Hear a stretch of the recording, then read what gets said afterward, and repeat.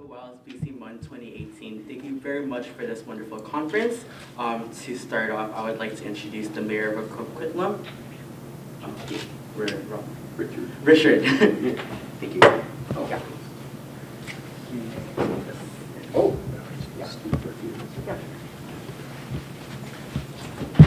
Well, thank you very much. It's always an honor to be able to join in one of these events, partly because of how wonderful it is to see young people engaged in making the world better. Today, you undoubtedly debated, this weekend, you undoubtedly debated a whole bunch of issues that most young people aren't thinking about that much. They certainly aren't thinking about the detail that goes into legislation, into resolutions, into the kinds of work you've been doing here. So because of that, I always accept when I'm invited to speak to a model United Nations, a model Parliament, a model legislature, a model city council. Each one of those engages people in the work that I passionately love. I passionately love public policy. I passionately don't love politics. Politics isn't necessarily public policy. It's certainly one of the ways that we achieve it. But today, I heard the voices around the table that we're trying to find consensus on something insignificant. But public policy is about trying to find those moments of consensus where we can get people with disparate points of view to agree. I had, over my career, I worked as a consultant much of my career, and much of that was spent with governments. That's provincial governments, federal governments, local government, regional government, governments in other countries, other jurisdictions. And I must say that through that work, I got to see how government can work, how Parliament can work, how United Nations can work to better the world. This is essentially a parliament. It comes from the French word parlement, parle, to speak. So it's a place where we get to speak, our mind, where we get to debate issues. I worked in the Legislative Assembly in Victoria in the 37th Parliament from 2001 to 2005.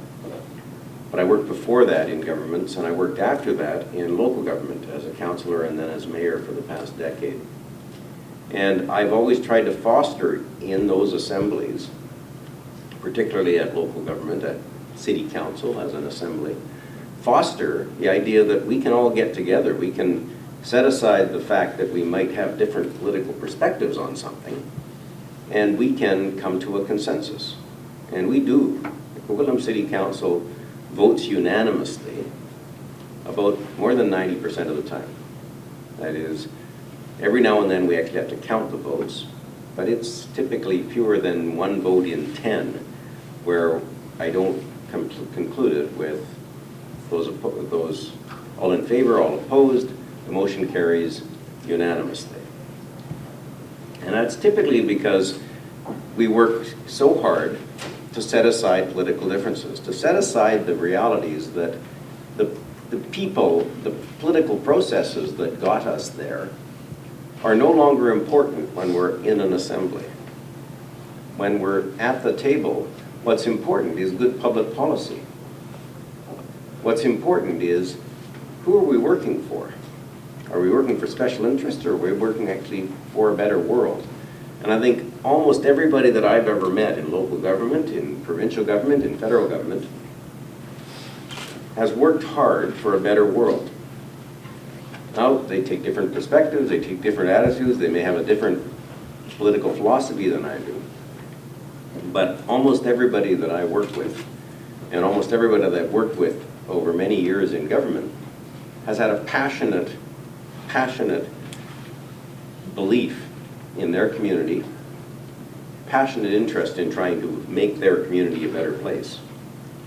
And there's no reason in the world why a group of young people on such a beautiful weekend would spend it in a room like this unless they were trying to make the world a better place, trying to move forward their ability to change our world. And our world needs changing. Our world has never perhaps needed changing more than it does today. Today we're faced with enormous crises that put the world at risk. And that's been the case since the nuclear bomb the atomic bomb back then was developed, where the world was possibly at risk. The world was at risk by decisions we make. And today the world is at risk for a bunch of other reasons. And a lot of it is related to climate change, the realities that we are changing this planet faster than the planet can fix our damage. But it's also because we're not talking as much. We're letting sometimes extremist politics take over. Whether it's extremism in a religious sect in some other part of the world or locally, or it's an extremism in American politics, or I'll say it. We now have politics in the United States that is incredibly divisive. It isn't at all aimed at trying to find a consensus. It isn't at all aimed at trying to do what's best for everybody. It's aimed at trying to win, and that doesn't work. The United Nations doesn't work if everybody's in there to win. United Nations work is if all the nations get together in a way that is united and try to find solutions that benefit everybody. So I take my hat off to you folks, because I see around this table leaders of our future, the leaders that will take over and will make the world a better place. I see leaders in your chair. Now, a lot of you are saying, well, I'm not there yet, but you're far advanced from what I can see, far advanced beyond so many of our electorate. So many of those who can vote today don't. So many of those who can vote today can't, because they aren't capable. They don't have the knowledge it would take to cast an informed ballot. I have a debate regularly with several people I know are from Australia, and in Australia you're required to vote. It's the law. You get fined if you don't vote. And I have always been opposed to that idea. Unfortunately, in Australia they get much better voter turnout, partly because of that, than we get in Canada. In the local government elections, we get about 1 voter in 4 who will take the time to vote in a city council election, for city council and for school board. 1 in 4, 25%. Provincial, it's closer to 50%. Federal, it's higher, it's sometimes 70%. But that means that at the best of those, 1 voter in 3 is staying home. 1 voter in 3 isn't engaged. 1 voter in 3 doesn't feel like voting is something they have to do. So the debate I have with folks who talk about let's fine them, let's make them want to vote. Let's make them cast a ballot whether they're ready to or not. And I think that would be worse. It would be making a bunch of people who don't feel like they know anything about anything, just going in there to mark a ballot, just spoil the ballot, and then step out and say, well, I avoided the fine. I voted because it's my duty. No, vote because it's your right. And be in government. Participate in our civic institutions because it's your right. I often tell a story about the first time I took on elected office. I was going to run for office, and back then I was before I was injured, and so I was able to door knock a lot. You could go up to a door and knock on the door, and perhaps even back then people answered the door. But this fellow answered the door with a thick Eastern European accent. I would say Czechoslovakia, Hungary, not sure where. A thick accent, and when he realized why I was there, he talked about, he got angry actually, not at me, but he said that most of his neighbors weren't going to vote. And he was angry at that. And he said in his thick Eastern European accent, he said, I left everything I had. I left family and career and everything I owned. And I traveled across the world so that I could be in a place, so that I could live in a place, I could come to a place where I could vote. And I want you all to believe that believe passionately how valuable that vote is, how necessary democracy is to our future. And institutions like the United Nations, institutions like the democratically elected governments are really, really important. And they often get denigrated. They often get put down by those who will say something like every politician is in it for their own. Every politician lies. Every politician doesn't care, they only care about themselves. And I urge you to be part of it, to get to know the people that are running for office and choose wisely, and then work with government. Even if it's not the government you were trying for, but work with government to try to make change, to advance public policy. So I'm of one political stripe. Some people paint me as only that, and yet I have had better success working with the other side of the spectrum on public policy issues, largely perhaps because they're surprised that I believe that we can set aside the partisan reality, set aside the politics, and we can actually work together. So I take my hat off to this group. I wish I could have spent the weekend here listening to the debate, to the resolutions, to the work you did. I will always accept an invitation to a model United Nations, a model parliament, a model legislature. Ravi says I always do, and I always do willingly. Not necessarily. Sometimes Ravi just pushes me. It makes me do something I wasn't sure I wanted to do. But you make me feel that you're doing willingly. So that's your smartness. But with this, absolutely. This is really important stuff, and it just makes me so proud to know that there's a group of future leaders who spent their weekend working hard on stuff that some of you won't talk to your friends about it on tomorrow. But I hope all of you do, because everyone needs to know that the work that took place here is really important, and that the work that takes place in democratically elected institutions and assemblies like this is really important to our future as a country, as a planet. We have big issues to solve, and unfortunately, my generation is going to fail to solve them. We're not going to do it. We're going to make more problems, I think, than we solve. We're going to leave you, unfortunately, I believe, we'll leave you with a planet that isn't as good as the one we took on when we were born. I admit it. I wish I could say otherwise. So we hand you the torch. Make this planet better.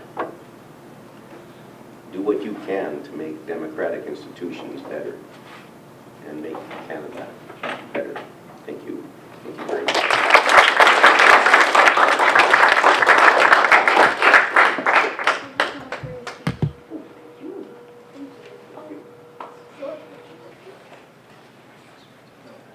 Honorable delegates, welcome to the closing ceremonies of the second annual Youth Leadership Society of BC MUN Conference. Over the course of today, the Secretariat team and I have heard productive debate and discussions taking place, and we are so pleased by the level and quality of diplomacy, compromise, and professionalism you have exhibited. While I'm sure you have all experienced some obstacles in finding solutions or encouraging other member states to take up your position, I'm confident that you were able to learn from such experiences and effectively improve your skills and understanding of global compromise. From simply observing debate, I can attest to the vast improvement that was made in every delegate today. And importantly, I am proud to ascertain that the leadership that you have practiced today will not stay confined within these walls. This means that your resolution and official documents that have arose from this conference will be sent to officials in positions within office, and we will do our best to hold accountability in their actions using your recommendations. As a result, we hope to keep you updated on the progress of your hard work today and its ability to influence officials at various levels of government. I would also like to use this platform today to also thank our very many sponsors for their contributions. Thank you to Mr. James Brake, North American and Pacific Cellular Services, Dr. Atul and Poonam Nanda, Steps Together Foundation, Fostering Debate Talent Academy, and the Youth Leadership Society of BC for hosting this conference for us.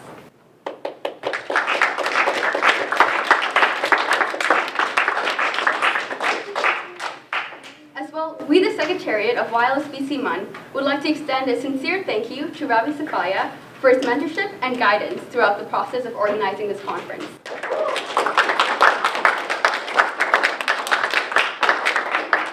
He truly made our vision for this conference a reality.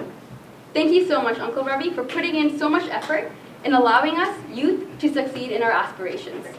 Please accept our small token of thanks. Wow. Really? Thank you. Very nice. Thank you so much. Unexpected gift.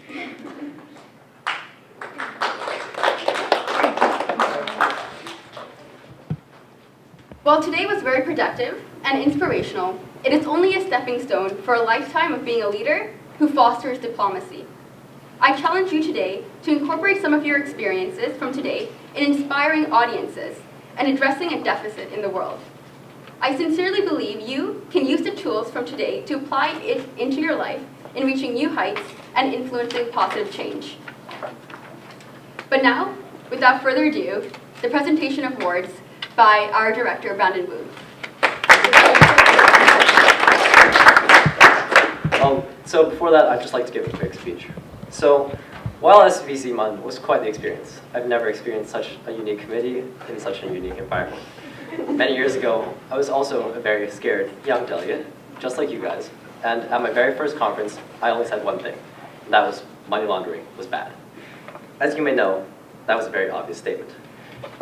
Years later, seeing you guys with all the progress that you've made in this one conference, it really warmed my heart. I do believe that you guys will become the change that we want to see in the world.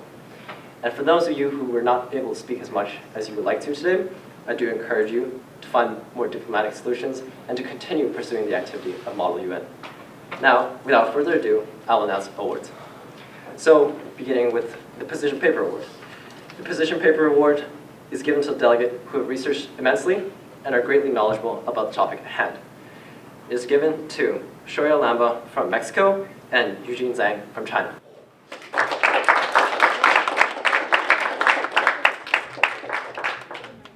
Furthermore, Eugene Zhang also receives the Honorary Secretariat Award, which is given to delegates who have registered 3 or more of their colleagues and encourage them to pursue the sport or the activity of Model UN. Eugene? Okay. So the Honorable Mention Award is given to those delegates who have truly succeeded today in today's conference. However, just lack that little bit of professionalism or research to become truly outstanding. So now I'd like to present the award to Ekam Karol from representing the delegation of Japan, Gerald Yang representing the delegation of Argentina, and Athena Yu representing the delegation of Albania.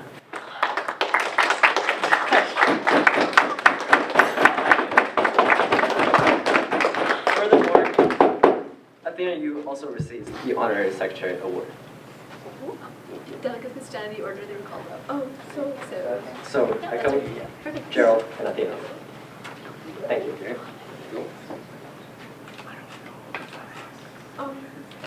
That's Gerald.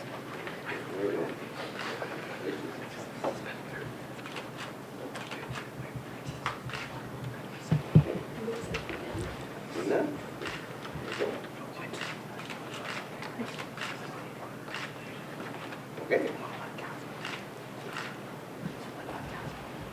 So now we'll be presenting the Outstanding Delegate Award. So this award is for delegates who have truly displayed excellent leadership and research and are truly knowledgeable delegates at heart. So, Jyotsna Kumar from the United Kingdom and Himaja Mankala representing Canada. Please come up.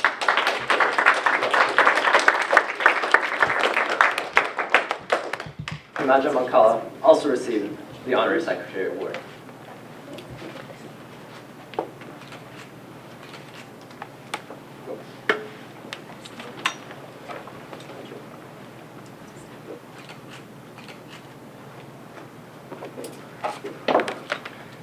And finally, the Best Delegate Award. The Best Delegate Award goes to the delegate who has catalyzed our conversations and has been well researched throughout the conference. As it may come to the surprise to some of you, Singapore, or Siddharth, is our best delegate.